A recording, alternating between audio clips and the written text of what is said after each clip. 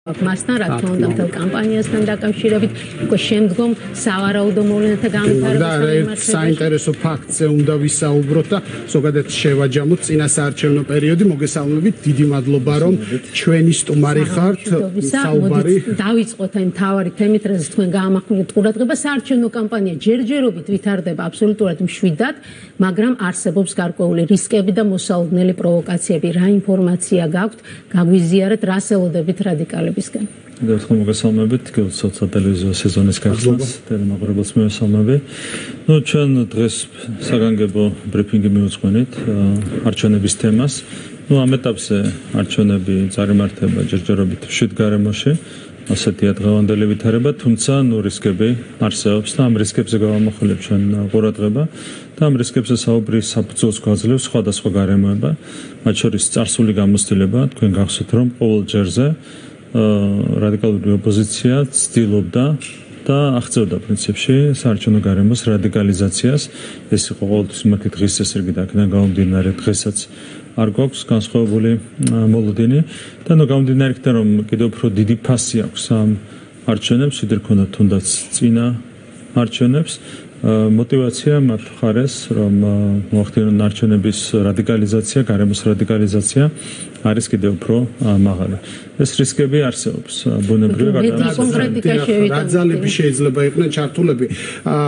მაშინ გავიხსენოთ რამდენიმე ფაქტი, თქვენ მაგალითად თავად გაიხსენეთ გივითარ გამაძის შემთხვევა.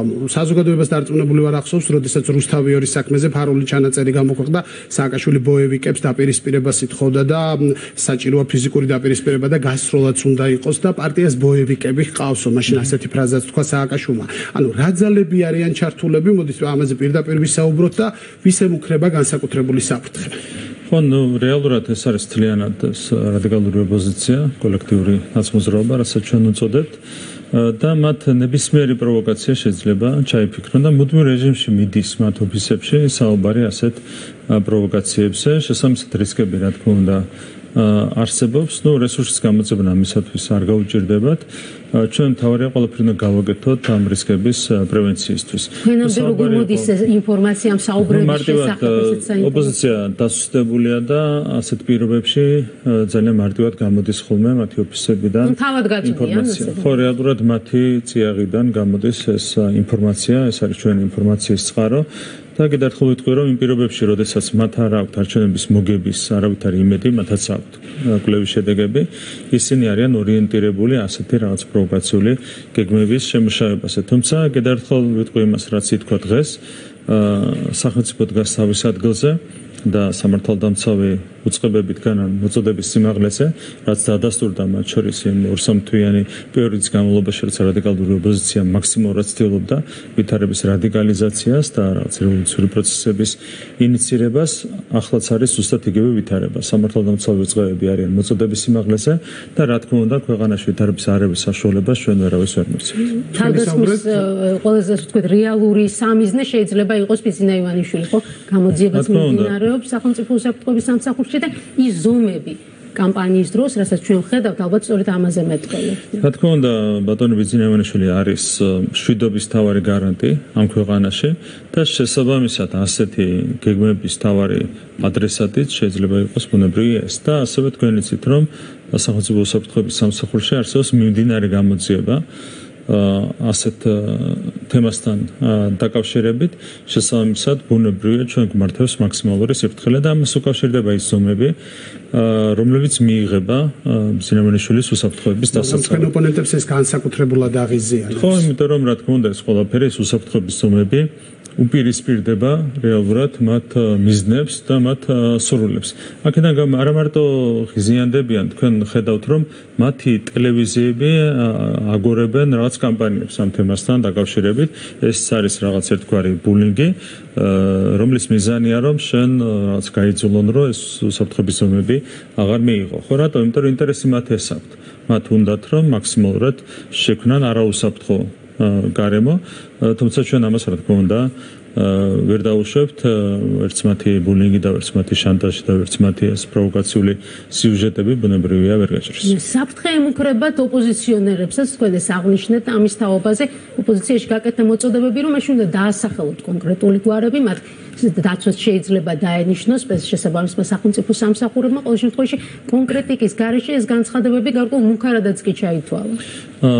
ჯერჯერობით ჩვენ რა ინფორმაციაც გვაქვს, გვარების გარეშე იყო ასეთ თემაზე საუბარი, როდესაც მათ ოფისებში განიხილება ასეთი საკითხები, ამ ეტაპამდე გვარები არ დაკონკრეტებულა, რა თქმა უნდა, რა ყოფილიყო მეტი კონკრეტიკა, ჩვენ მიმართავდით სამართალდამცავ უწყებებსაც, მაგრამ ჯერჯერობით არის გვარების გარეშე საუბარი.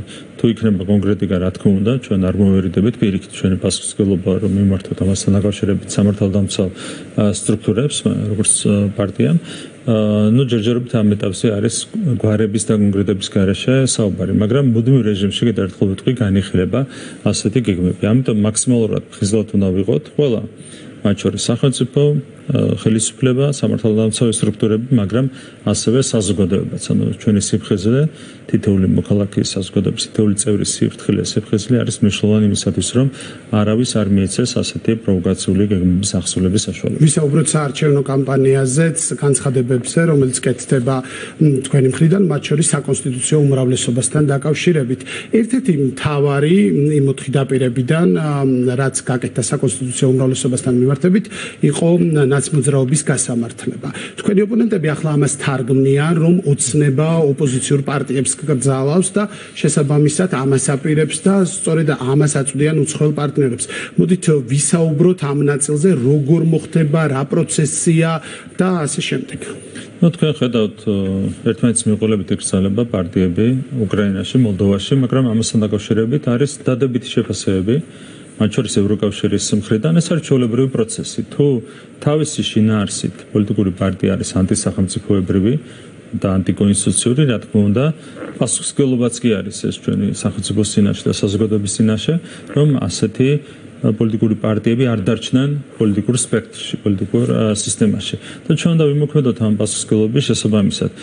რეალურად ჩვენ მართალია ვახერხებთ არსებითად რისკების პრევენციას, მაგრამ თქვენ ხედავთ, რომ ჯერ 9 წლის განმავლობაში ეს პოლიტიკური ძალა, რასაც ქვია ნაცმოძრაობა, კრეფსიტი, ნაცმოძრაობა არ ასვენებდა ამ ქვეყანას და უამრავი დანაშაული ჩაიდინეს ამ ადამიანებმა და ეს დანაშაულები ძალიან ძიმე ფასად დაუჯდა ჩვენს ქვეყანას. ეს იყო ადამიანების მკვლელობა, ხო, ადამიანების სიცოცხლეზეა საუბარი მარტო ციხეებში. რო ავიღოთ ჩვენ სტატისტიკა, რეალურად ციხეებში საშუალო წელიწადში 100-ზე მეტ ადამიანს კლავდნენ. რასაც ქვია, ხო, რო ავიღოთ სტატისტიკა, ეს უკვე ამაზე მეტყველებს. ციხეებს გარეთ რა ხდებოდა, ესეც გახსოვთ, 100-ზე მეტი ახალგაზრდა მარტო პირდაპირ ქუჩაში ჩაცხრილეს. პირდაპირ ქუჩაში კლავდნენ ადამიანებს. ხო, აღარაფერს ვამბობ ბიზნესის რეგეზე, რასაც ასევე უამრავი ადამიანის სიცოცხლე შეეწირა, ჯანმრთელობა შეეწირა და კეთილდღეობაზე არაფერს ვამბობ. ხო, უამრავი ასეთი რამ იყო და რაც თავარია, მთავარი დანაშაული, ამ დანაშაულს, თავარ დანაშაულს შეეწირა ჩვენი ტერიტორიების 20%, რომელიც არის დროებით დაკარგული და ეს დანაშაული ჩაიდინა სწორედ ამ პოლიტიკურმა ძალამ. ამ ომს და მათ ავანტურა შეეწირა 400-ზე მეტი ადამიანი, ჯარისკაცი და სამოქალაქო პირი, 30,000 ადამიანი ეხლაც დღესაც დევნილობაში ცხოვრობს მათი დანაშაულის გამო. და მე რასაც აკეთებდნენ იგივე ადამიანები უკვე ოპოზიციის რიგებიდან, ესეც იყო მუდმივად ქვეყნის განვითარების შეფერხების მცდელობა. და გარკვეულწილად, რა თქმა უნდა, მათი ანტისახელმწიფოებრივი საქმიანობა აფერხებდა ქვეყნის განვითარებას. იგივე ეკონომიკური განვითარება იქნებოდა უფრო სწრაფი იმ შემთხვევაში, თუ ნაცმოძრაობა, კოლექტიური ნაცმოძრაობა არ შეაფერხებდა საერთო განვითარებას, არ შექმნიდა მუდმივ, ასე ვთქვათ, არაჯანსაღ გარემოს ჩვენს ქვეყანაში, მუდმივად არ ისაუბრებდა რევოლუციაზე, არ შეეცდებოდა რევოლუციების მოწყობას და ამ შემდეგ.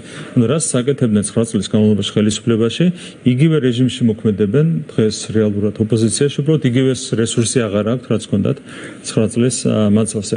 როცა აშკარად გამოკვეთილად ანტისახელმწიფოებრივ ძალასთან გვაქვს ჩვენ საქმე, რა თქმა უნდა, ჩვენი პასუხისმგებლობა რომ ყველა შესაბამისი სამართლებრივი ზომა მივიღოთ იმისათვის, რომ ეს პოლიტიკური ძალა არ დარჩეს პოლიტიკურ სისტემაში. აქ საუბარია სუფთა სამართლებრივ პროცესზე, რაც არაერთგზის დაკონკრეტდა. პრაქტიკული შედეგი რა შეიძლება იყოს, ეს საინტერესოა. შეიძლება აიკრძალოს პარტია, მისი რეგისტრაცია გაუქმდეს, თუ კონკრეტულ პარტიის წევრებს აეკრძალოთ პოლიტიკაში საქმიანობა, თუ დადგეს უშუალოდ მათი პასუხისმგებლობა. ყველაფერს ითვალისწინებს ჩვენი კანონმდებლობა, კონსტიტუცია მათ შორის. კონსტიტუციური მექანიზმი არის პოლიტიკური პარტიის აკრძალვა. და შესაბამის დეპუტატებსაც შეიძლება ჩამოერთვათ მანდატები, ამასაც თვალისწინებს საქართველოს. ეს ადამიანები შეიძლება გაერთიანდნენ სხვა პარტიაში ახალი სახელწოდებით. თუმცა ამისთან დაკავშირებით არსებობს ევროპული პრაქტიკა და ეს პრობლემაც გადაჭრადია. არსებობს მემკვიდრე პარტიის ცნება და მემკვიდრე პარტიაც ისევე ექვემდებარება ევროპული პრაქტიკით აკრძალვას, როგორც ასე ვთქვათ, დედა პარტია. ან თუ ისინი შექმნიან ნაცმოძრაობის წიაღში აკრძალვის შემდეგ ახალ პარტიას, ის ექვემდებარება ზუსტად ისევე აკრძალვას მარტივი პროცედურის საფუძველზე უკვე, როგორც იკრძალება ძირითადი პარტია. ამიტომ აქ იურიდიული მექანიზმები არსებობს. შესაბამისად, ჩვენთვის პრინციპული ამოცანა არის ის, რომ არც ერთ პოლიტიკურ ძალას და ამ შემთხვევაში საუბარი კრებსით ნაცმოძრაობაზე არ მიეცეს ანტისახელმწიფოებრივი საქმიანობის გაგრძელების საშუალება. ეს არის ჩვენი პასუხისმგებლობა სახელმწიფოს წინაშე და ამ ქვეყნის. თუმცა მათი მოკავშირეების მხრიდან დიდი კრიტიკის გადატანა მოუწევს ოცნებას, ხო? რა თქმა უნდა, თუ ვინმეს უნდა ამ ქვეყანაში მუდმივად არაჯანსაღი ფონის შენარჩუნება, ამ ეგრეთ წოდებული პოლარიზაციის ჩაკეტილი წრე შენარჩუნება, მათთვის მთავარი უნდა იყოს ბუნებრივია ნაცმოძრაობის შენარჩუნება პოლიტიკურ სისტემაში, მაგრამ ეს არ არის ჩვენი ქვეყნის ინტერესებში. არაკეთილმოსურნეებს, რა თქმა უნდა, ეს სურთ რომ ნაცმოძრაობა დარჩეს პოლიტიკურ სისტემაში, იმისათვის რომ არასოდეს არ შედგეს ამ ქვეყანაში ჯანსაღი პოლიტიკური სისტემა, ჩვენ გვაქვს განსხვავებული ინტერესი, ჩვენ სახელმწიფოს, ჩვენს ქვეყანას აქვს განსხვავებული ინტერესი, რომ ერთხელ და სამუდამოდ ჩამოყალიბდეს ჯანსაღი პოლიტიკური სისტემა, ჯანსაღი დემოკრატიული სისტემა.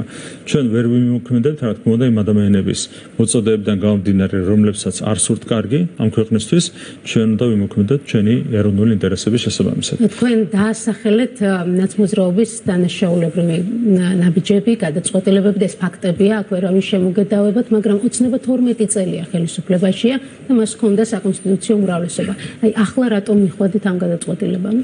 ამას აქვს მარტივი ახსნა. დღეს გვაქვს ჩვენ განსხვავებული მოცემულობა, ვიდრე ქონდა გასული 12 წლის მანძილზე. ერთ-ერთი მთავარი ფაქტორი არის ის, რომ დასრულებულია სასამართლო პროცესები ჰააგასა და სტრასბურგში. ეს არის ძალიან მნიშვნელოვანი ფაქტორი, ხო, რაც პირდაპირ დაკავშირებულია 2008 წლის ომის დანაშაულის გამოძიებასთან. ჩვენ რო დაგვიწყოს პროცესი მანამდე, შეიძლება ჩვენი სახელმწიფოს ინტერესებს შექმნოდა პრობლემები ჰააგასა და სტრასბურგში, ახლა ეს პროცესები არის დასრულებული, აქედან გამომდინარე ეს საკითხის პრობლემა არის მოხსნილი. ეს არის მთავარი ფაქტორი. და გარდა ამისა, სხვადასხვა სირთულე ჰქონდა ჩვენ თავის დროზე, მიუხედავად იმისა, რომ ჩვენ ჰქონდა 4 წლის მანძილზე საკონსტიტუციო უმრავლესობა. ეს იყო 2016 წლიდან 2020 წლამდე, გახსოვთ რომ მაშინ იყო სხვადასხვა ტიპის სირთულე, რაც არ გვაძლევდა ჩვენ, ასე ვთქვათ, შესაბამისი ნაბიჯების გადადგმის საშუალებას. დღეს განსხვავებული ვითარება, დღეს არის გუნდი კონსოლიდირებული, დღეს არის სახელმწიფო ძლიერი, სახელმწიფო არის სუვერენული, როგორც არასდროს დასრულებულია სასამართლო პროცესები ჰააგაში, სტრასბურგში. ამ ვითარებაში გვაქვს ჩვენ სწორედ იმ ნაბიჯის გადადგმის საშუალება, რის საშუალებაც არ ქონდა წინა 12 წლის მანძილზე. კი ბატონო, ვისაუბროთ კიდევ ერთ საკითხზე, ეს არის ეკლესიის სტატუსი. სანამ შეფასებაზე გთხოვთ კომენტარს, მოდით თავიდან მოგვიყევით, რა შესთავაზა მმართველმა პარტიამ საპატრიარქოს, რა განხილვები მიმდინარეობდა, თუ შეიძლება ამაზე რო გვიბასო. ჩვენ ქონდა შეთავაზებული ვერსიები, არსებითად იყო ორი ვერსია შეთავაზებული. ორი ვერსიის გარშემო წარიმართა ამ მსჯელობა. ჩვენთვის მთავარი იყო, რა თქმა უნდა, ეკლესიის მოსაზრების მოსმენა, როდესაც კონსტიტუციური ჩანაწერი უკავშირდება ეკლესიას, პირველში ეს ჩანაწერი უნდა იყოს მისაღები, რა თქმა უნდა, ეკლესიისთვის, საპატრიარქოსთვის. ვერსიები განიხილებოდა, იყო შეთავაზებული და საბოლოო ჯამში ვერსიებიდან ერთ-ერთზე შეჯერდა პოზიციები. აქაც გულდაწყვეტილია ოპოზიცია. ისინი ხედავენ, რომ ჩვენ ვდგავთ ისეთ ნაბიჯებს, რომლებიც არის საზოგადოებისთვის მისაღები და საზოგადოებისთვის სასურველი და როგორც კი მათ დაინახეს, რომ მარტივად შეჯერდა პოზიციები ხელისუფლებასა და ეკლესიას შორის, ეკლესიასა და ხელისუფლებას შორის, დაიწყეს უკვე განსხვავებული მესიჯებით საუბარი. ისინი მზად არიან ახლა რომ მხარი დაუჭერონ იმ ცვლილებას, რომელიც უკავშირდება მართლმადიდებელ ეკლესიას. თუ მხარს დაუჭერენ, ერთი რამე შემიძლია ვთქვა, კეთილინებონ და მხარი დაუჭირონ იმ კანონპროექტთან ერთად, კონსტიტუციურ კანონპროექტთან ერთად, რომელიც უკავშირდება ოჯახურ ღირებულებათა და არასოციალურთა დაცვას. ეს იქნება ტესტი მათთვის. თუ მათ სურთ იმოქმედონ ინტერესების შესაბამისად, რომელიც უკავშირდება სახელმწიფოს ობიექტურ საჭიროებებს და საზოგადოების ობიექტურ საჭიროებებს, მაშინ კეთილი იქნებოდა და ხარი დაუჭირონ იმ კონსტიტუციურ პაკეტს, რომელზეც ჩვენ გვაქვს საუბარი. თუმცა თქვენ ხედავთ, რომ ისინი ყველანაირად ცდილობენ თავი არიდონ ამ კანონპროექტის მხარდაჭერას. დღესაც ჰქონდათ ამის შანსი, მაგრამ თავი არ ბოიკოტი აქვს გამოცხადებული. რა არის მიზეზი ამ ბოიკოტის? ეს არის საინტერესო. რატომ არიდება? რეალურად მთავარი მიზეზი არის ის, რომ მათ სწორედ რომ ამ კანონპროექტისთვის ხარის დაჭერა არ სურდათ. ანუ საუბარია ოჯახურ ღირებულებათა და არასოციალურთა ინტერესების დაცვის შესახებ კანონპროექტზე და ამის გამო ხელოვნურად მოიგონეს ეს ბოიკოტი იმისათვის, რომ არ შესულიყვნენ პარლამენტში და არ ქონოდათ პოზიციის დაფიქსირების საჭიროება. ასევე ერთი პარტია იყო თორსებით დღეს ხომაზე წარმოადგენელი, კახარიას პარტია და იმათაც манипуляციით თავი აარიდეს. რატომ? იმიტომ რომ ისინი დამოუკიდებლები არ არიან, მათ ინტერესებშია იმოქმედონ საზოგადოების ინტერესების და საზოგადოების დაკვეთის შესაბამისად. მაგრამ მათ ხავთ პატრონი, რომელიც არ აძლევს ამის უფლებას. და სწორედ ამის გამოა რომ ისინი ვერ დგავენ ისეთ ნაბიჯებს, რომლებიც წინა საარჩევნოდაც წაადგებოდათ, ხოლმე რო თავი დავანებოთ, შენ რო დგავ ისეთ ნაბიჯს, რომელიც ეფუძნება საზოგადოების ინტერესებს, საზოგადოების დაკვეთას, აქ ხო გაქვს რაღაც სუბიექტური ინტერესი, რომ არჩევნებში ეს ყველაფერი წაგადგება. ხო, რატო ვერ აკეთებენ ამას? იმიტომ რომ ისინი არ არიან დამოუკიდებლები და რაც თავარია, ისინი ანგარიშვალდებული არიან არა ქართული ხალხის მიმართ, არამედ საკუთარი პატრონების მიმართ. რაც ძალიან სამწუხაროა და იცით ზოგადად, როცა ისინი საუბრობენ პოლიტიკურ საკითხებზე, არასდროს მესიჯებშიც კი არასდროს არ ეყრდნობიან საზოგადოებას. არასდროს არ ამბობენ, რომ აი ხალხს ეს უნდა, საზოგადოებას ეს უნდა და ამიტომ ეს უნდა გავაკეთოთ. ყოველჯერზე ამბობენ, რომ აი კუბილიუსმა ეს თქვა, იქ რასამ ეს თქვა და ამ შემდეგ. ისინი არიან ანგარიშვალდებული მხოლოდ ამას წინაშე. და საერთოდ არ გრძნობენ თავს ანგარიშვალდებულად ქართული საზოგადოების ლეგიტიმაციის წყარო სინამდვილეში ხალხი არ არის. არავის არ არის. მათ ისინი კიდევ ერთხელ გამიმერებ ნულოვანი ანგარიშვალდებულების გრძნობა და შეგრძნება აქვთ მათ საზოგადოების წინაშე. რატომ? იმიტომ რომ მათი ლეგიტიმაცია თავიდან ბოლომდე ეფუძნება მათ პატრონებს და ეს რას უკავშირდება? თქვენ გახსოვთ თავის დროზეც 2013 წელს მაგალითად იყო საუბარი დამნაშავეების დასჯაზე. მაგრამ რეალურად ეს ადამიანები ხელოვნურად ჩაგვიტოვეს პოლიტიკურ სისტემაში სწორედ გარე პატრონებმა. აქედან გამომდინარე არის ის, რომ ისინი ანგარიშვალდებულად გრძნობენ თავს არა საზოგადოების წინაშე, არამედ სწორედ გარე პატრონების წინაშე, რომლებმაც ხელოვნურად დაგვიტოვეს პოლიტიკურ სისტემაში კრიმინალური დანაშაულებრივი პოლიტიკური ძალა ამ კრებსითი ნაცმოძრაობის სახით. ოჯახური ღირებულებების დაცვის თემაზე მათი ბოიკოტის რეალური მიზეზი არის დავალება, შეიძლება ასე ვთქვათ. თავისთავად სხვა შემთხვევაში ისინი ცალსახად დაუჭერდნენ მხარს ამ კანონპროექტს. თან ეს არის კანონპროექტი, რომელიც მხოლოდ და მხოლოდ კეთილშობილურ ამოცანებს ემსახურება და არავითარ რისკებსაც კი არ შეიცავს. ხო, შეიძლება რაღაც თეორიულ რისკებს შეიცავდეს, შეიძლება კანონპროექტი მისდევდეს დადებითას, ვთქვათ, მისდევს, მაგრამ თან კონდეს რაღაც გვერდითი ეფექტი ან რისკები, ხო? არავითარი აქ ადამიანის უფლების შეზღუდვაზე არ არის საუბარი, ერთადერთი საუბარია პროპაგანდის არ დაშვებას, მეტი არაფერზე. ასე დროს, როცა მხარს არ უჭერ ასეთ კანონპროექტს, ეს ნიშნავს იმას, რომ ნული ანგარიშვალდებულება გაქვს საზოგადოების წინაშე, რომლის დაკვეთაც არის ამ ინტერესების დაცვა და ერთადერთი ანგარიშვალდებული ხარ იმ პატრონის წინაშე, რომელსაც არ სურს ასეთი კანონპროექტის მიღება ჩვენს ქვეყანაში. პროპაგანდასთან დაკავშირებით დღეს თქვენ ახსენეთ, რომ ეს არ არის მხოლოდ ღირებულებითი საკითხი, ეს არის გარკვეულწილად პოლიტიკური საკითხიც და ამ პოლიტიკურ დავალებას ასრულებს რადიკალური ოპოზიცია, ასე გამოდის და რას გულისხმობთ ამ პოლიტიკურ საკითხში? ხო, ანუ რეალურად ისინი მათ აქვთ მხოლოდ და მხოლოდ პოლიტიკური დღესასრიგი ვიწრო გაგებით. არავითარი ეროვნული ინტერესები, არავითარი ხალხის საჭიროებები, ერთადერთი მათ ამზრავით ვიწრო პოლიტიკური ინტერესები და ის დაკვეთა, რომელსაც გარედან იღებენ. და ეს დაკვეთა არის რა, რომ რაღაცნაირად უნდა მოახერხონ მათ ხელისუფლების შეცვლა. არჩევნებით ვერ ახერხებენ და ამიტომ ჩვენ დღეს ვისაუბრეთ იმაზე, რომ მათ უფრო გათვლა აქვთ არჩევნების შემდგომ პერიოდზე. დაკვეთა არის ეს. რატომ? იმიტომ რომ ამდენი ხნის განმავლობაში მათ ჰქონდათ კონკრეტული დავალება, მეორე ფრონტამდე უნდა მეეყვანათ ეს ქვეყანა, ამიტომ იყო რომ ითხოვდნენ სანქციებთან მიერთებას, ამიტომ ითხოვდნენ ბრძოლის მოხალისეების გაგზავნას უკრაინაში, სხვა რაღაცებზე აღარ მინდა საუბარი, პირდაპირ საუბრობდნენ, ხო, მეორე ფრონტზე ყველაფერს თავი დავანებოთ. არა მარტო პოლიტიკოსები, NGO-ების წარმომადგენლებიც კი. და უამრავი ფაქტი არსებობს, რომლებიც ამას ადასტურებს, ხო, არქივი არ ეშლება. აქედან გამომდინარე, მათ ჰქონდათ დაკვეთა, ჰქონდათ დავალება, ამას ვერ მიაღწიეს და ეს არის ბოლო გაბრძოლება. შესაბამისად, ჩვენ ვსაუბრობთ ძალიან ცალსახად რაზე, რომ ეს არის გადამწყვეტი რეფერენდუმი.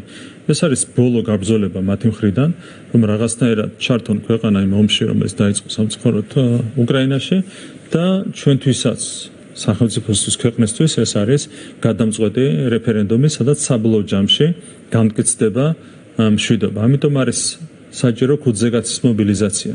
რაც უფრო მეტი ხმა იქნება მობილიზებული ქართული ოცნების გარშემო, მით უფრო მყარი იქნება მშვიდობის გარანტიები ჩვენი ქვეყნისთვის, მოკლევადიან პერსპექტივაში და გრძელვადიან პერსპექტივაში. სხვადასხვა სცენარზე საუბრობენ ხოლმე ექსპერტები. არჩევნების შემდგომ დღეს გულისხმობ ცხადია, როდესაც მაგალითად ერთ-ერთ სავარაუდო სცენარს მიიჩნევენ, რომ სალომე ზურაბიშვილმა შესაძლოა არჩევნები არალეგიტიმურად ცნოს, შემდეგ მოუწოდოს პარტნიორებს და ჯაჭვური რეაქციით წავიდეს პროცესები. ხელისუფლება რა სცენარებზე ფიქრობს ამ შემთხვევაში და რა გამოსავალზე თუ კი მოხდება ისე, რომ მაგალითად საქართველოს პრეზიდენტი ითქვის, რომ არჩევნები არ არის ლეგიტიმური. ეს არ არის შესაძლო სცენარი, ასე ვიტყოდი, ეს არის გარანტირებული სცენარი. რეალურად აქედანვე შემიძლია გითხრათ, რომ ამას იტყვის აუცილებლად ეს ადამიანი, რომელიც სინამდვილეში არის ამ კოლექტიური ნაცმოძრაობის და მათი პატრონების ერთი პატარა ჭანჭიკი, მარიონეტი, ან მეტი ფუნქცია და მეტი დატვირთვა ამ ადამიანს არ აქვს. შესაბამისად, ეს ჩემთვის არის არა შესაძლო სცენარი, არამედ ეს არის გარანტირებული. ანუ სალომე ზურაბიშვილის უკანასკნელი მისია ეს იქნება პრეზიდენტის რაკში. მას დიდი ვადა აღარ აქვს დარჩენილი პრეზიდენტის თანამდებობაზე და ბოლოს ერთი თვე რჩება არჩევნებიდან და ეს იქნება მისი ბოლო დავალება, რომელსაც რეალურად წარმატებით ვერ შეასრულებს. იმიტომ რომ არბიტარი ფასი არ აქვს. მის არც ერთ სიტყვას, მას შემდეგ რაც ის თანამდებობაზე დარჩა ნაცმოძრაობის ხმების წყალობით, უკვე მისი ლეგიტიმაცია არის რეალურად ნულოვანი, ხო? თქვენ იცით 2018 წელს როგორ იქნა არჩეული სალომე ზურაბიშვილი პრეზიდენტის თანამდებობაზე. ის არჩეული იქნა პირველ ტურში, მან 40%-ს ვერ აიღო ხმების, იმდენად მიუღებელი იყო მისი პერსონა საზოგადოებისთვის და მეორე ტურში ის არჩეული იქნა სწორედ ნაცების არ დაბრუნების ლოზუნგით, ეს იყო ლოზუნგი მაშინ მეორე ტურში. ასე დროს, როცა შენი ერთადერთი ლეგიტიმაციის წყარო ხდება ნაცები, აქედან ჩანს, რომ ლეგიტიმაცია არის ნულოვანი. ანუ როცა სრულიად საპირისპირო ლოზუნგით მოხვედი პრეზიდენტის თანამდებობაზე და ლეგიტიმაციის ერთადერთ წყაროს ეძებ, სწორედ შესაბამის ძალაში, მეორე ძალაში, აქედან ჩანს, რომ მას აქვს ნულოვანი ლეგიტიმაცია. არც პიროვნული ავტორიტეტი, არც პოლიტიკური ლეგიტიმაცია, არც საარჩევნო ლეგიტიმაცია აღარ დარჩა, არაფერი აღარ დარჩა. მე-6 წელი იწურება. აქედან გამომდინარე, მის არც ერთ ნაბიჯს ფასი აღარ ექნება. ბოლო დღეების განმავლობაში ქონდა შესაძლებლობა მოგვესმინა დასავლელი ყოფილი თანამდებობის პირებისგან თუ მოქმედი ევროპარლამენტარებისგან აი ეს შესაძლო სცენარი, ისინი ამბობენ, რომ თუ იქნება манипуляცია, თუ ოცნება გაიმარჯვებს და თუ გამოდის, რომ ეს ზრდილობის გულისთვის არის ნათქვამი, მაშინ დასახელდა ბელორუსის სცენარი, როდესაც არ იქნა ცნობილი ლეგიტიმურად არჩევნები, ქვეყნის დასანქცირება და ასე შემდეგ. ხო, აი ეს პერსპექტივა როგორ გესახებათ თქვენ, თუ ეს გარანტირებული სცენარია, მაშინ როგორ უნდა წარმოვიდგინოთ შემდეგ უკვე ურთიერთობის განვითარება საერთაშორისო პარტნიორებთან? პირველ რიგში უნდა ითქვას, რომ დღეს ჩვენი რეიტინგი არის დაახლოებით 60%. და ამ პირას ყველა ძალიან კარგად იცის ყველა, აბსოლუტურად ყველა იცის ძალიან კარგად და ამის მიუხედავად დღეს ამასაც ჰქონდა ყურადღება გამახვილებული ჩვენს ბრიფინგზე. ისინი საუბრობენ არა იმაზე, რომ თუ ოცნება გაიმარჯვებს არჩევნებში, ისინი საუბრობენ, როცა ოცნება გააყალბეს არჩევნებს, ეს არის მათი მესიჯი, ხო? ნუ რეალურად აქედან ჩანს, რომ წინასწარ არის დაწერილი ზუსტად იგივე სცენარი, რაც უკვე გამოვიარეთ 2020 წელს, გახსოვთ მაშინ რა ხდებოდა, ისვედმა როგორ გააყალბა ბივიდი, როგორ გააყალბეს NGO-მა ერთად, სხვა მონაცემები, მაგრამ ჩაუვარდათ ეს სცენარი და ის რაც ჩაგივარდა 4 წლით ადრე, ბუნებრივია, ასევე ჩავარდნისთვის არის განწირული 4 წლის შემდეგ. ეს სცენარი შეიძლება არსებობდეს და კიდევ ერთხელ ვიტყვი, რომ ეს რეალურად არის ბოლო გაბრძოლება. და აქედან გამომდინარე, ყველაფერს ჩადებენ იმისათვის, რომ რაღაცნაირად ხალხის ნების წინააღმდეგ სადონ ხელისუფლების შეცვლა, მაგრამ ამის არავითარი რესურსი არ აქვს, რატომ? ხალხი არის ქართული ოცნების მხარეს, ხელისუფლება არის ძლიერი და მყარი როგორც არასდროს, სამართალდამცავი სტრუქტურები არის ძლიერი და მყარი როგორც არასდროს, არც ხალხი გიჭერს ხარს სახელმწიფო ძლიერია, სამართალდამცავი ორგანოები ძლიერია, თუ ცხადია რომ ასეთ პირობებში ვერც ხალხის ხარდაჭერა ვერ გექნება და ვერც ხალხის ხარდაჭერის გარეშე ვერ მოხდენ ვერავითარ რევოლუცია. საბოლოო ჯამში არჩევნების მოგებასაც და რევოლუციის მოწყობასაც შეიძლება ერთ-ეგივე რამე, ეს არის ხალხის თანადგომა. როცა ხალხის თანადგომა არ აქვს და როგორ შეიძლება ხალხის თანადგომა ქონდეთ ამ პოლიტიკურ ძალებს? ნაცმოძრაობა, მისი განშტოება გვარამიას პარტია, მისი განშტოება ხაზარაძის პარტია, მისი განშტოება გახარიას პარტია, როგორ შეიძლება ამ ადამიანებს აღარ მინდა გავყვე, მათ წარსულს, მათ განცხადებებს, მათ დამოკიდებულებას ხალხის მიმართ, როგორ შეიძლება მათ ქონდეთ რაიმე თანადგომა ხალხის. მაგრამ ეს ადამიანები და ეს პარტიები ხა მომრჩეველს ეუბნებიან, რომ ისინი არიან აბსოლუტურად დამოუკიდებელი ცენტრები, სთავაზობენ მრავალფეროვან არჩევანს. თქვენ წეგან რეიტინგი ახსენეთ ქართული ოცნების. რა არის თქვენი ოპონენტების რეიტინგი და რამდენი პარტია ლახავს ამ ეტაპის მონაცემებით საარჩევნო ბარიერს? რეალურად მე ვფიქრობ, რომ საბოლოო ჯამში მხოლოდ ერთი ოპოზიციური ძალა გადალახავს ბარიერს. სამწუხაროდ ეს არის ისე და ისე ნაცმოძრაობის ბრენდის ქვეშ წარმოდგენილი 5 ნომერი. რაც შეეხება სხვა პარტიებს, ანუ ორი პოლიტიკური სუბიექტია დღეს ახლოს ბარიერთან. ეს არის გვარამიას პარტია და ეს არის ხაზარაძის პარტია. თუმცა მე ვფიქრობ, რომ საბოლოო ჯამში ეს ორი პარტიაც ვერ გადალახავს ბარიერს. ანუ დღეს ახლოს არიან, მაგრამ მე ვფიქრობ, რომ მათაც გაუჭირდებათ ბარიერის გადალახვა. რა თქმა უნდა, ჩვენ უნდა დავეხმაროთ შესაბამის გადაწყვეტილების მიღებაში საზოგადოებას, უნდა გავახსენოთ ის განცხადებები და ქცევები, რაც გამოარჩევდა ამ ადამიანებს. ხო, როგორ შეიძლება მე არ ვიცი, ახლა შეგვიძლია მარტივად ამოვიღოთ 4 ლიდერი ყავთ, ხო, მაშინ გვარამიას პარტიაში, ხო, გვარამია, მელია, როგორია ჯაფარიძე და ხოსტარია. სათითაოდ უბრალოდ აი შეიძლება ორი განცხადება ამოვიღოთ ამ ადამიანების და კითხვა უნდა დაისვას, როგორ შეიძლება ამ ადამიანებს ერთი ადამიანი მაინც უჭერდეს ხარს. ესეთი განცხადებები აქვთ ნაკეთები, ქმედებებს რო თავი დავანებოთ. აი განცხადებები, ორ განცხადებას ამოვიღებ, გვარამიასი, ჯაფარიძის, მელია, ხოსტარიასი და კითხვა უნდა დაისვას უბრალოდ რომ როგორ შეიძლება ამ პოლიტიკურ სუბიექტს ერთი ხმა მაინც კონდეს არჩევნებზე. ნუ რა თქმა უნდა ეს არის პრობლემა, რომ რაღაც ხმებს იღებენ, მაგრამ მე ვფიქრობ, რომ ბარიერის გადალახვა არის აბსოლუტურად წარმოუდგენელი. რაც შეეხება ხაზარაძეს, რომელიც თქვენ იცით რა საქმეებში იყო გახვეული ნაცმოძრაობის ხელისუფლებაში ყოფნის დროს. შეგახსენებთ რა პრეტენზიები არსებობდა რბილად რომ ვთქვათ მაგნატის საქმეზე, ელექტრონიკის საქმეზე, კონსტანტას საქმეზე და შემდეგ. ხო, ყველას გვახსოვს ეს ყველაფერი ღამე შუაღამისას რა ხდებოდა უშიშროების შენობაში, როგორ ხდებოდა იქ რაღაც კრედიტების გაფორმება, თანხის წართმევა ბიზნესმენებისთვის და ასე შემდეგ. პარტიაში ყავთ ადამიანი, რომელიც საქართველოს უჩიოდა ცხინვალის დაბომბვასთან დაკავშირებით. საქართველოს უჩიოდა, წარმოიდგინეთ. ანა ნაცვლიშვილის და ანა დოლიძეს ორი ადამიანი, რომელიც საქართველოს უჩიოდა. ანუ ხარს უჭერდა რუსეთის რეალურად სარჩელ საქართველოს წინააღმდეგ. ესეთი ადამიანები ყავთ. და აქვს რაღაცა პრეტენზია, რომ ბარიერი უნდა გადალახონ. ელისაშვილი ყავთ საკუთარ პარტიაში. ხაზარაძეს, რომელიც კაცობის ნატამალი არ აქვს, ხო თქვენ იცით მის ქმედებები და ეს შემდეგ. ნუ დანარჩენი კომიკური სახეები აღარ მინდა ხგვარების ჩამოთვლა. როგორ შეიძლება აქაც იგივე კითხვა უნდა დაისვას. როგორ შეიძლება ასეთმა ადამიანებმა თუნდაც ერთი ხმა მიიღონ. ნუ რა თქმა უნდა, ხა ყველა საზოგადოებაში ასე არის, ისე არის, როგორც არის, მაგრამ ყოველ შემთხვევაში მე არ მგონია, რომ ქართულ საზოგადოებაში ასეთმა პოლიტიკურმა ძალამ შეძლოს ბარიერის გადალახვა. ნაცმოძრაობა რო ახავს ბარიერს, ნუ ეს სალგე უბედურებაა, რა თქმა უნდა, მაგრამ ერთი რამე შეიძლება ითქვას, იგივე გერმანია, თქვენ იცით, რამხელა კულტურის ქვეყანაა გერმანია. გერმანიაში რომ დარჩენილიყო ხელისუფლებაში, უბრალოდ პოლიტიკაში ჰიტლერის პარტია 1945 წლის შემდეგ ისინიც აიღებდნენ დაახლოებით 15-20%-ს. ნუ ეს ყველა საზოგადოებაში ხდება, ეს არ არის რაღაც ქართული საზოგადოების განსაკუთრებული პრობლემა, მაგრამ ნუ ეს უბედურება საბოლოოდ უნდა მოვაშოროთ ჩვენ, როგორც გერმანელებმა მოაშორეს თავის დროზე უბედურება ძალიან მარტივად და მკაცრად საკუთარ ქვეყანას, ასევე უნდა მოვაშოროთ ჩვენ ეს უბედურება, კოლექტიური ნაცმოძრაობა ჩვენს ქვეყანას, იმიტომ რომ ამის გარეშე ქვეყანა უბრალოდ თქვენ წარმოიდგინეთ მარტივად გერმანელებს, რომ დაეტოვებინათ, არაეგრძალათ ნაციონალ-სოციალისტები 40-იანი წლების შემდეგ. მუდმივ უბედურებაში იქნებოდა ეს ქვეყანა. და ამას ვსაუბრობთ ზუსტად ჩვენ არ შეიძლება ქვეყანა დავტოვოთ მუდმივ უბედურებაში. არ შეიძლება ასეთი ოდიოზური ადამიანები, რომლებიც ასეთი განცხადებებით გამოდიან, საკუთარ ქვეყანას უჩივიან და ასე შემდეგ, არ შეიძლება ასეთი ადამიანები იყვნენ პოლიტიკური სისტემის ნაწილი. უბრალოდ არ შეიძლება.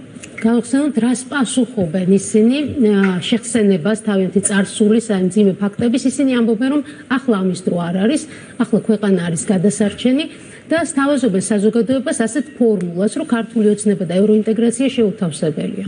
თუ კი მართველი გუნდი დარჩება ხელისუფლებაში, ქვეყანა ვეღარ დაუახლოვდება ევროკავშირს, ხო? აი აქ რა პერსპექტივა გაქვთ? რეალურად რო შემოვატრიალოთ ან ამაზე ცალკეშეგვიძლია ვისაუბროთ, მაგრამ მეორე მხრივ ან მათ თავი მესეჯი რა არის, სადაც ღიად საუბრობენ, ხო, პირდაპირ საუბრობენ. ისინი ამბობენ, რომ არის ნაცმოძრაობის 4 განშტოება. სულ ერთია, რომელსაც მიცემთ ხმას, მაგრამ ამ ნაცმოძრაობის 4 განშტოებიდან ერთ-ერთს უნდა მიცეთ ხმა. და ნაცმოძრაობა, ანუ ეს მესეჯი რო გავაგრძელოთ, ნაცმოძრაობა თუ არ დაბრუნდება ხელისუფლებაში, ისე ქვეყანას ევროპული პერსპექტივა არ აქვს. საბოლოო ჯამში ამ მესიჯამდე მიდიან. ანუ უნდა დაბრუნდეს ნაცმოძრაობა იმისათვის, რომ ქვეყანას ჰქონდეს ევროპული პერსპექტივა. ამით როგორ შეიძლება საზოგადოება მოატყუო? საზოგადოება ხომ იცის, რომ სწორედ რომ ნაცმოძრაობის თეორიული დაბრუნება ნიშნავს ქვეყნის ევროპული პერსპექტივის დასრულებას. ეს არის ყველაზე ანტიევროპული პოლიტიკური ძალა. და აღარ მინდა კიდევ ერთხელ ჩამოთვალო ის დანაშაულების ანტიევროპული დანაშაულები, რომლებიც აქვს ამ პოლიტიკურ ძალას ჩადენილი და როცა ასეთ სიცრუეს აწვდიან საზოგადოებას და ცდილობენ რომ ასეთი სიცრუე მიყიდონ ქართულ საზოგადოებას, რომელიც ძალიან გამოცდილია ამ 25 წლის განმავლობაში ქართულმა საზოგადოებამ დააგროვა ძალიან დიდი გამოცდილება და ახლა უნდათ ეს სიცრუე მიყიდონ, რომ თუ არ დაბრუნდება ნაცმოძრაობა, ქვეყანას არ ექნება ევროპული პერსპექტივა. სწორედ იქ დამთავრდება ქვეყნის ევროპული პერსპექტივა, სადაც დაბრუნდება ნაცმოძრაობა. და ამას რა თქმა უნდა პირველ რიგში ქართული საზოგადოება არ დაუშვებს და ჩვენ დავეხმარებით ქართულ საზოგადოებას სწორი არჩევანის გაკეთებაში. თქვენი ოპონენტების შემადგენლობა უკვე თითქმის ცნობილია, ანუ საბოლოო ჯამში რომელი სახეები გავლენ არჩევნებზე. საინტერესოა როდის იქნება ოცნებისა და გველოდება თუ არა რაიმე ტიპის სურპრიზები ამ თვალსაზრისით. ჩვენ ვფიქრობთ სიის პირველი ნაწილის დასახელებას უახლოეს მომავალში, შეიძლება უახლოეს ერთი კვირის განმავლობაშიც. რა თქმა უნდა სიახლეები გვექნება, განახლება გვექნება გუნდში. ყოველ ჯერზე ხდება ეს, ბუნებრივია, ეს არის პოლიტიკის შემადგენელი ნაწილი და ამ შემთხვევაშიც გვექნება განახლება. რაც შეეხება მთლიანად სიას, ეს მიღებული პრაქტიკაა, რომ სიის წარდგენა ხდება ხოლმე ზუსტად ბოლო დღეს, როცა ეს იურიდიულად არის შესაძლებელი და ეს უწევს 26 სექტემბრისთვის. მაგრამ პირველი ნაწილი გვექნება წარდგენილი დაახლოებით ალბათ ერთი კვირის განმავლობაში. ჩვენ უკვე შევეხეთ ნაწილობრივ არჩევნების დისკრედიტაციის მცდელობას და აი ამ პროცესის ნაწილად შეიძლება მივიჩნიოთ გამჭვირვალობის კანონის აღსრულებასთან დაკავშირებული მთელი პერიპეტიები, არ დარეგისტრირება, სირცხვილიასთან დაკავშირებული ისტორიას, ძალიან საინტერესო кейსია და გთხოვთ, რომ აუცილებლად შეაფასოთ, როგორ განვითარდება მოვლენები. 500-მდე ორგანიზაცია უკვე დარეგისტრირებულია, საინტერესოა რამდენი რჩება, იმიტომ რომ აქაც სპეკულაცია არის პროცენტებთან დაკავშირებით. იცით, რაც მოხდა სირცხვილიასთან დაკავშირებით, რეალურად სირცხვილია იყო იმ აქციების ერთ-ერთი მთავარი ორგანიზატორი, რომელიც რაცხავდა ამ კანონს რუსულ კანონად და საბოლოო ჯამში სირცხვილიამ აღიარა ის, რომ არავითარი რუსული კანონი ეს არ არის, უფრო მეტიც. მათ აღიარეს, რომ სტიგმატიზაციის პრობლემა არ ახლავს ამ კანონს. ეს ერთი და მეორე აღიარეს, რომ არავითარ ტვირთს არ აგესრებს ორგანიზაციებს, არავითარ შეზღუდვებთან არ არის რეალურად დაკავშირებული და შემდეგ. ეს აღიარა სირცხვილიამ. თავმა ორგანიზატორმა იმ აქციების, რომლებიც იმართებოდა ამ კანონის წინააღმდეგ. მერე როგორ გაგრძელდა ეს პროცესები, ესეც ნახეთ, ხომ? ანუ წავიდა ლიბერალური ფაშისტური ბულინგი იმ ორგანიზაციას, რომელიც თვითონ გამოირჩევა პირველ რიგში სწორედ ლიბერალური ფაშიზმით, ეს არის ორგანიზაცია სირცხვილია და თვითონ ვერ გაუძლო იმ მეთოდს, რომელსაც აქტიურად იყენებს ხოლმე. ასე მოხდა რეალურად და დაამტკიცა, რომ არის მართლაც სირცხვილია ის ორგანიზაცია, რომელსაც სირცხვილია ეწოდება. ძალიან დიდი სირცხვილია სინამდვილეში ეს ორგანიზაცია ჩვენი საზოგადოებისთვის და ის ორგანიზაცია, რომელიც საზოგადოების უმრავლესობისთვის იყო აქამდე სირცხვილი, დღეს სირცხვილი გახდა თავისივე პარტიული ამხანაგებისთვის, კოლექტიური ნაცმოძრაობისთვის. ეს არის რეალობა, ხო? რეალურად სირცხვიამ დაადასტურა, რომ არც სტიგმატიზაციის პრობლემა და არც შეზღუდვების პრობლემა ამ კანონს არ ახასიათებს. გარდა ამისა, 450-ზე მეტმა ორგანიზაცია მიმართა იუსტიციის სამინისტროს რეგისტრაციის პირველადი განაცხადით, რაც არის კიდევ ერთი მტკიცებულება იმისა, რომ ეს კანონი არის აბსოლუტურად სუფთა, გამართული იურიდიული თვალსაზრისით. არავითარი სტიგმატიზაცია, არავითარი შეზღუდვები და ყველა დაინახავს რას, რომ არის 450-ზე მეტი ორგანიზაცია, ისინი ჩვეულებრივად გაივლიან რეგისტრაციას და ამის შედეგი ერთადერთი რა არის? იქნება ერთადერთი ვებგვერდი. სადაც შედის საქართველოს მოქალაქე და ნებისმიერი ადამიანი და იღებს ინფორმაციას ამ ორგანიზაციის დაფინანსების თაობაზე. მეტი არაფერი არ ხდება. ხო ყველა დაინახავს. რომ მეტი არაფერი არ მოხდება, შედიხარ ვებგვერდზე და იღებ ინფორმაციას. ვინ საიდან მიიღებს ნაწილი დაობს საკონსტიტუციო სასამართლოში, რა მოლოდინები გაქვს გადაწყვეტილებასთან დაკავშირებით გულისხმობ დასაშვებობის საკითხს განიხილავს ახლა სასამართლო. თქვენ როგორ ფიქრობთ, რა შედეგი შეიძლება დადგეს საერთო ჯამში ამ პროცესს, თუნდაც დასაშვებობა ცნოს სასამართლო? მე ვფიქრობ, არავითარი პერსპექტივა ამ სარჩელს არც მანამდე ქონდა და ეხლა მით უმეტეს არ აქვს, მით უმეტეს რატო ამბობ, რომ ამას დაემატა უკვე სირცხვილიას აღიარება. ამას დაემატა 450 ორგანიზაციის მიმართვა იუსტიციის სამინისტროსადმი. ამ ფონზე კიდევ უფრო შეუძლებელი გახდა ბუნებრივია ამ სარჩელის წარმატება. რეალურად ყველაფრით დამდგის და რომ არ სტიგმატიზაციის პრობლემა არ არსებობს და არ შეზღუდვების პრობლემა არ არსებობს. კიდევ ერთხელ გავიმეორებ, როგორც შეიძლება გაასაჩირო კანონი, რომელიც ითვალისწინებს ერთ-ერთ რამეს. ხარ ორგანიზაცია, რომელიც იღებს დაფინანსებას 20%-ზე მეტი უცხოეთიდან, მიმართავ იუსტიციის სამინისტროს ერთადერთი მოთხოვნით, რომ შენი ინფორმაცია დაფინანსების თაობაზე ვებგვერდზე დაიდოს. და ამაზე საუბრობენ, რომ არის რუსული კანონი, საშინელი კანონი, ორგანიზაციებს გააუქმებს და შემდეგ. ხო, როგორ შეიძლება ასეთ სარჩელს კონდეს რაიმე წარმატება?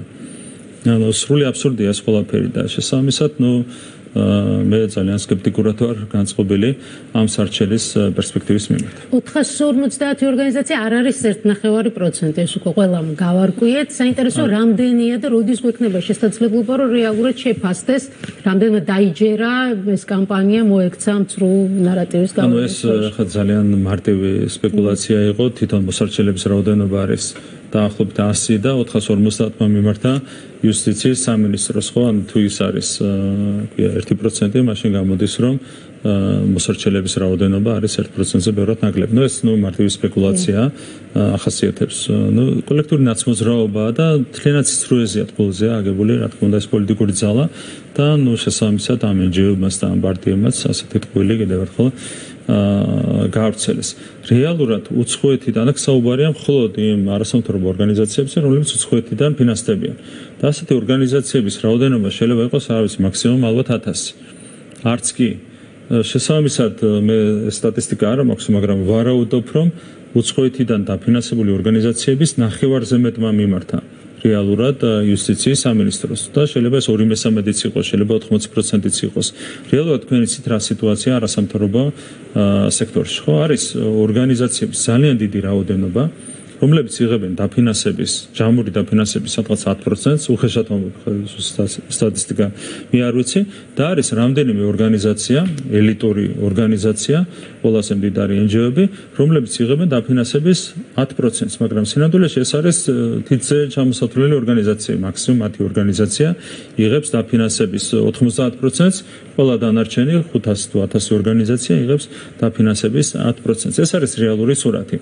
აქედან გამომდინარე, რომ ყველაფერი დღესავით ნათელია. ვინც სინამდვილეში ემსახურება გეთილ საქმეს, ემსახურება ისეთ საქმეს, რომელიც მიესადაგება სახელმწიფოს ინტერესებს, მას არც პრობლემა არ ქონდა მიემართა იუსტიციის სამინისტროსთვის, მაგრამ ვისაც აქვს დასამალი, ისინი რა თქმა უნდა არ მიმართავენ იუსტიციის სამინისტროს და შეიძლება მარტივი ზღვარი. დიახ, როდესაც მდიდარ NGO-ებს ახსენებთ, წინა საარჩევნო პერიოდში განსაკუთრებით აქტუალური მაინც ეს კითხვა, სხვა პარტიებთან ერთად, ამ თქვენ ოპონენტებთან ერთად, ისინიც წინა საარჩევნო პერიოდში და არჩევნებზე ქართულ ოცნებას შეეჯიბრებიან?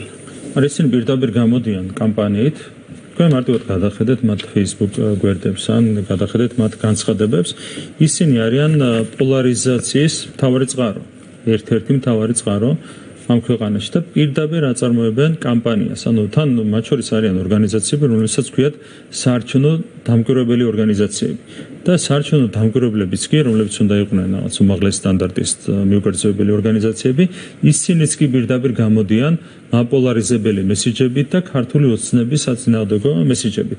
ყველანაირი ზღვარი აქვს წაშლილი. ნუ რაზეა საუბარი, როცა 2022 წელს პირდაპირ სენაზე ავიდნენ და მთავრობის გადადგომა მოითხოვეს და საკუთარი მონაწილეობით ახალი მთავრობის ფორმირება. ხომ რეალურად არის ყოველგვარი ზღვარი წაშლილი NGO-ებსა და პოლიტიკას შორის. საუბარი მაქვს ამ დიდარ NGO-ებზე. ასეთ პირობებში, რა თქმა უნდა, მათ არც ერთ ნაბიჯ ფასი აღარ აქვს, ყველამ გაიგო უკვე, რაც მანამდე შეიძლება ასე მკაფიოდ გასაგები არ იყო, რომ სინამდვილეში ეს NGO-ები არიან კოლექტიური ნაცმოძრაობის პატარ-პატარა დანაყოფები. საინტერესოა მაინც სწავლენ თუ არა ისინი ჯარიმების არ გადახდის და იცით ლიკვიდაციის გზით და შექმნიან თუ არა არჩევნების წინ კიდევ უფრო დამამძიმებელ სურათს, ასე ვთქვათ, რომ საერთო ფონი შექმნან არაკონკურენტული არჩევნები. აი არჩევნების წინ მაქსიმუმი რაც კონკრეტული ორგანიზაციის მიმართ შეიძლება მოხდეს, ეს არის ერთჯერადად 25,000 ლარიანი ჯარიმის გამოწერა. ეს არის მაქსიმუმი, ანუ ვერავითარ ფონს ისინი რეალურად ვერ შექმნიან, როგორც არ უნდა მოინდომონ. ხო, ანუ მეტის დროც არ არის, უბრალოდ თვენახევარი არის დაახლოებით დარჩენილი არჩევნებამდე, მაქსიმუმი რაც შეიძლება მოასწროს იუსტიციის სამინისტრომ, ეს არის კონკრეტული ორგანიზაციის მიმართ ერთჯერადი ჯარიმის გამოწერა. ნუ რა ფონი უნდა შექმნან ამ ყველაფრით, როგორც არ უნდა სცადონ ხელოვნურად ამ ყველაფრის საგორება, ნუ ვერავითარი ფონი ვერ შეიქმნება. გარდა ამისა, სტიგმატიზაციას რაც შეეხება, ერთ საინტერესო ფაქტია, NGO-ების ნაწილი რეგისტრირდება სხვა ქვეყანაში იმ საბაბით, რომ არ უნდათ ერქვათ უცხოური ძალის ინტერესების გამტარებელი ორგანიზაცია. ანუ არ გინდა გერქვას უცხოური ძალის ინტერესების გამტარებელი და პირდაპირ უცხოურ ძალად რეგისტრირდები. ხო, ნუ აქედან ჩანს რამხელა ფარსია ეს ყველაფერი, ხო, მთლიანად საკუთარ სიცრუეში და ფარში არიან გახვეული, რასაც რა თქმა უნდა ქართული საზოგადოება უბრალოდ არ მიიღებს და არ იყიდის. ჩვენ ინტერვიუს ბოლოს ასე უნდა ვისაუბროთ ეკონომიკაზე, ეკონომიკურ მაჩვენებლებზე, ციფრებზე, რადგან თქვენ ყველაზე ხშირად აღნიშნავთ ხოლმე, რომ ევროკავშირში გაწევრიანების ერთ-ერთი მთავარი წინაპირობა არის, რომ ქვეყანა იყოს ეკონომიკურად წელში გამართული. არჩევნების ფონზე ციფრები განსაკუთრებით აქტუალურია. რას თავაზობს საზოგადოება ოცნება? უпростоრად ოცნება საზოგადოებას. ნუ ეკონომიკური განვითარება არის ჩვენი უმთავრესი პრიორიტეტი, შეიძლება ითქვას, რატომ? იმიტომ რომ საბოლოო ჯამში ეკონომიკაზეა დამოკიდებული მოსახლეობის ცხოვრების დონის გაუმჯობესებას, სხვადასხვა დარგის განვითარებას, როგორც არის განათლება, ჯანდაცვა და ასე შემდეგ და ასევე ეკონომიკაზეა პირდაპირ დამოკიდებული ქვეყნის საგარეო პოლიტიკური პოზიციების გამყარება. აქედან გამომდინარე, ეკონომიკური განვითარება არის მთავარი პრიორიტეტი.